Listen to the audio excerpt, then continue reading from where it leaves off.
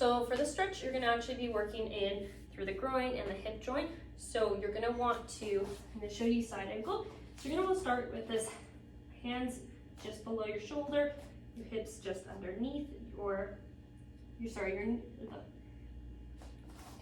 all right, so the stretch is gonna be called the froggy. So just to open up through the hip joints and open up the groin muscles. So you're gonna have your hands underneath your shoulder, knees underneath your hips, and then you're gonna start by just rocking back and just feeling out how your back feels with that. If this is already feeling like a stretch, you're probably gonna stay at this distance, and then you're gonna slowly progress a little wider each time.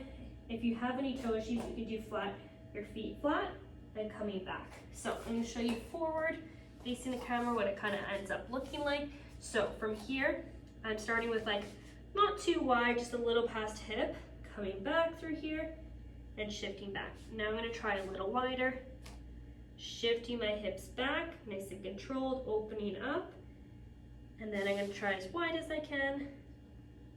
And this is kind of where I comfortably can make it. And so then if I want to add a little more, this is gonna be more intense, I'm gonna now turn my feet out and flat.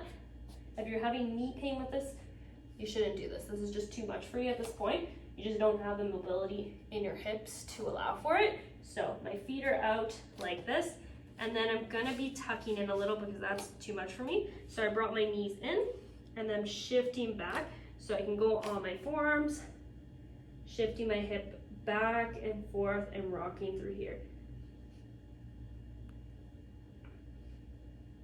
Good, so I'm gonna show you from the side what that looks like, that last variation. So this one's harder on the hip joint, hence why I'm not moving as far with it. So I'm bringing my feet out, both sides, and then I'm gonna be shifting my hips back and rocking back and forth. Trying to get a little bit more each time.